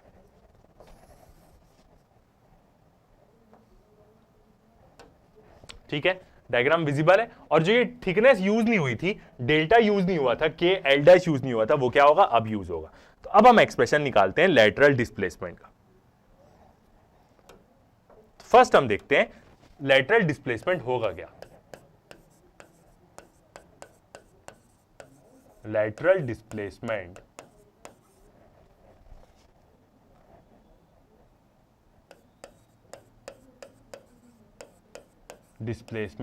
याद रखिएगा, इस लैटरल डिस्प्लेसमेंट को हम कभी कभी लैटरल शिफ्ट भी बोलते हैं, क्योंकि वो शिफ्ट ही तो हो रही है ऑफ रे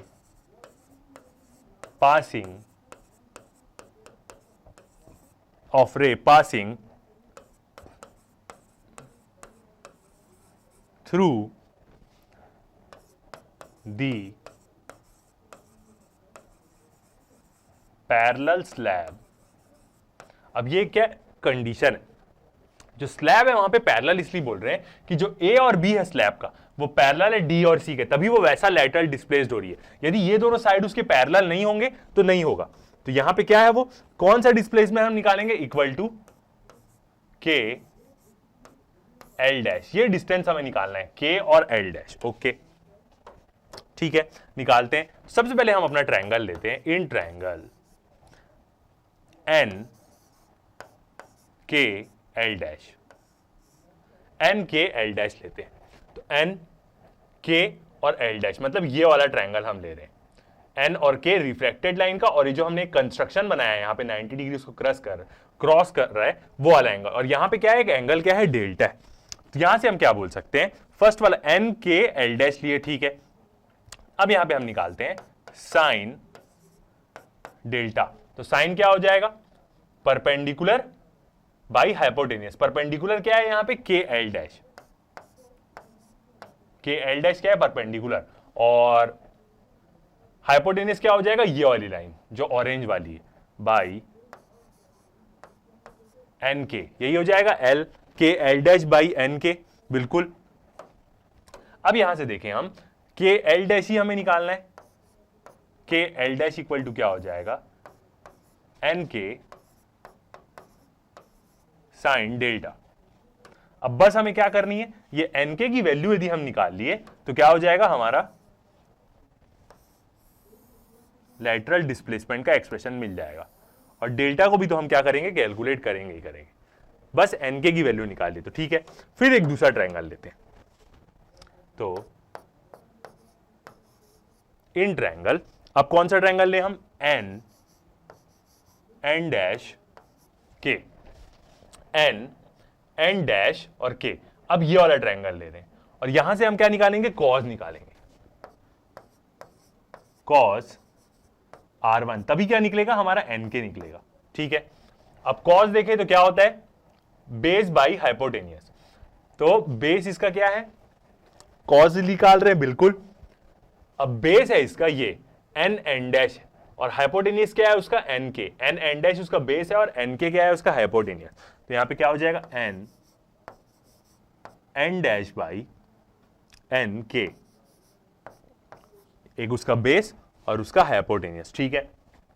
अब यहां से यदि हम देखें एन के की वैल्यू निकालें एन और के की, तो एन के इक्वल टू कितना हो जाएगा यहां पे, एन एन डैश वैसी रहेगा और ये उसके नीचे आ जाएगा एन डैश बाई कॉस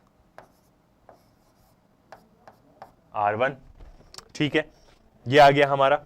अब एन एन डैश लेने का फायदा क्या है, यहां पे हम क्या ले सकते हैं, ये जो एन एन डैश है यही तो एक प्रकार की उसकी थिकनेस है, तो यहां पे हम ले सकते हैं T is equal to thickness उसकी कॉज R1। तो ये क्या आ गई हमारी एन के की वैल्यू आ गई थिकनेस और कॉज R1 के टर्म में। अब इसी को हम क्या करते हैं यहां पे पुट कर देते हैं, तो क्या निकल जाएगा हमारा लैटरल डिस्प्लेसमेंट निकल जाएगा, ठीक है। तो अब पुट करेंगे तो के एल डैश इसी को हम कैलकुलेट कर रहे हैं और एन के की वैल्यू पुट करते हैं T by cos R1, cos R1 और यहां पे क्या था इनटू साइन डेल्टा, ठीक है। अब हमें एक और चीज निकालनी पड़ेगी, डेल्टा की वैल्यू निकालनी पड़ेगी, ये डेल्टा। और डेल्टा की वैल्यू हम कैसे निकालते हैं, इंसिडेंट और रिफ्रैक्शन के टर्म में निकाल लेते हैं, ठीक है। तो इसके लिए क्या करते हैं, एक डायग्राम बनाते हैं छोटा सा।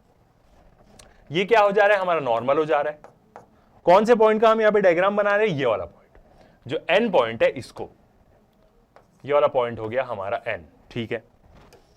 अब यहां पे क्या है, ये हमारी ऐसे इंसिडेंट रे गिर रही है और ये उसका एक प्रकार से डॉटेड लाइन, ठीक है।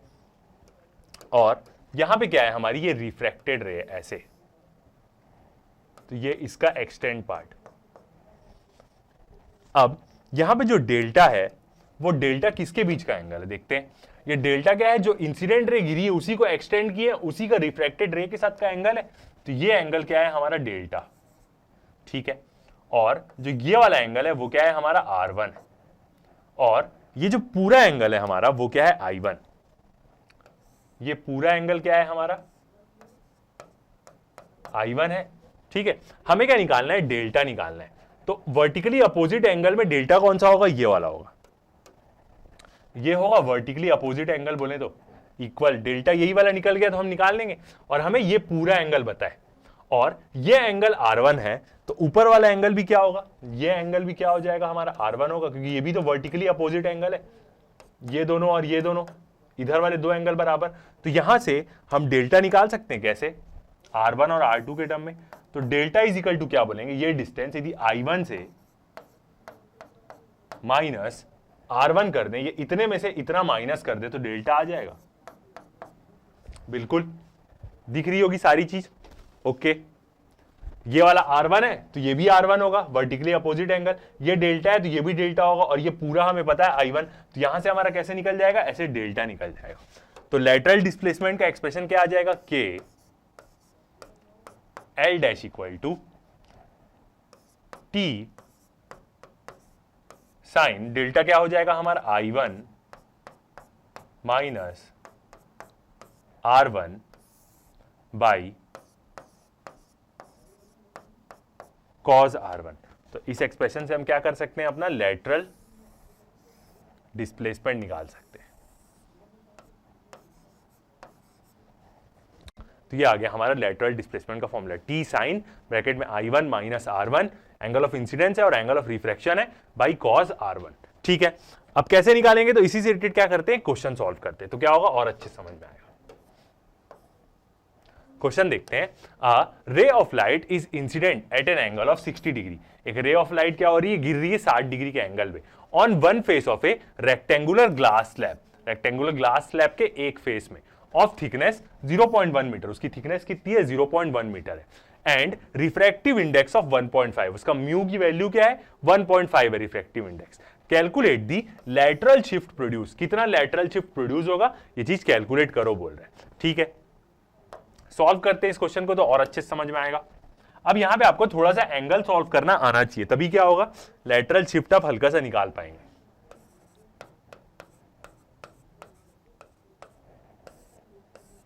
तो गिवन देखते हैं क्या क्या दिया हुआ है।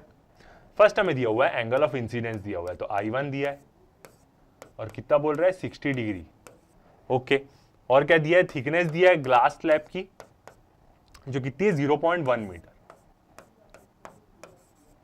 ओके, और रिफ्रैक्टिव इंडेक्स दिया है म्यू। अब यहां पे लिखने का जरूरत नहीं क्या किसके रेस्पेक्ट में, सीधा वो वैसे ही यूज हो जाएगा। ठीक है, निकालना क्या है हमें,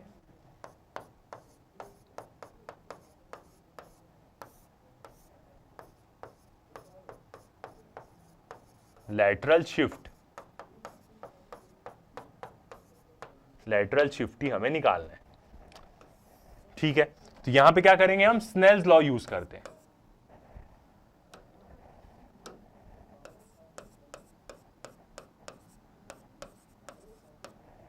तो क्या हो जाएगी वो लॉ हमारी, sign I1 by sine R1 ही से डिनोट करें, बिल्कुल, इक्वल टू म्यू, क्योंकि लैटरल शिफ्ट निकालने के लिए हमें एंगल ऑफ रिफ्रैक्शन पता होना चाहिए। ये हो गया। अब हमें क्या पता है, यहां पे I1 पता है, तो इसको हम कैसे करेंगे, साइन R1 उधर चले जाएगा, R1 equal to I1 by mu, ये नीचे आ गया वो ऊपर चले गया। ठीक है, अब साइन I1 की वैल्यू देखते हैं, कितना बोल रहा है, sign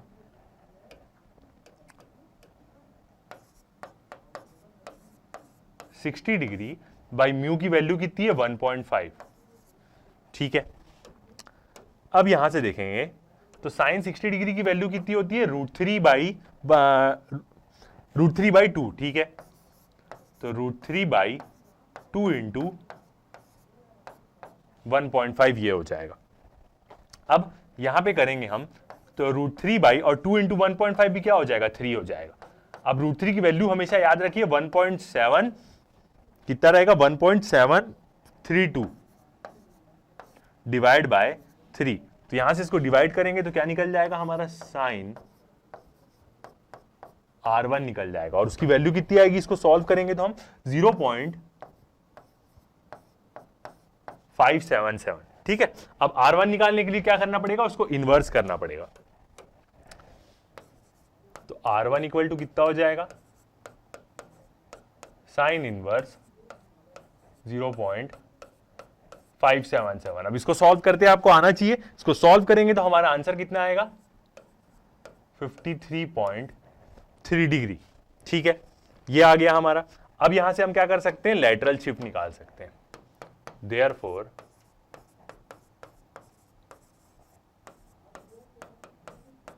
lateral shift is equal to, क्या होगा formula, T sine I1 minus R1 by cos R1। अब यहां पे वैल्यू पुट करते हैं, तो थिकनेस कितनी दी हुई है उसकी 0.1 into sine 60 degree minus 53.3 degree divide by cos 53 ही आया है, सॉरी 35 आया है। कितना आएगा इसका आंसर, 35.3 डिग्री आएगा। 53 तो दोनों को माइनस करके आएगा, तो ये आंसर आएगा हमारा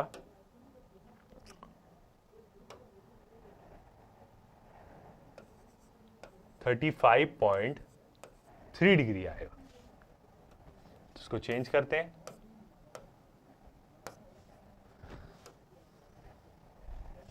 ,35.3 डिग्री, यहां पे भी क्या आ जाएगा 35.3 डिग्री। ये अब इसको सॉल्व करेंगे तो 0.1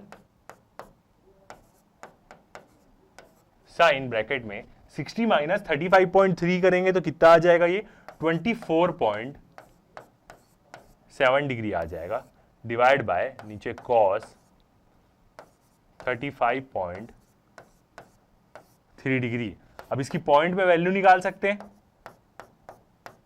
इसकी पॉइंट में वैल्यू कितनी होगी 0.418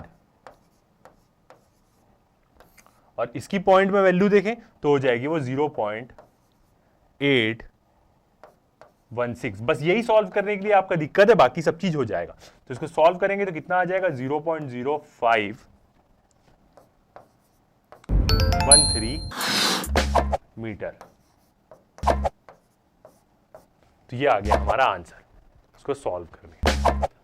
तो इसी के साथ होता है ये लेक्चर खत्म। नेक्स्ट लेक्चर में हम बात करेंगे एपरेंट डेप्थ के बारे में कि उसको हम कैसे डिवाइड करते हैं। बने रहिए हमारे साथ, अभी तक के लिए इतना ही। Thank you.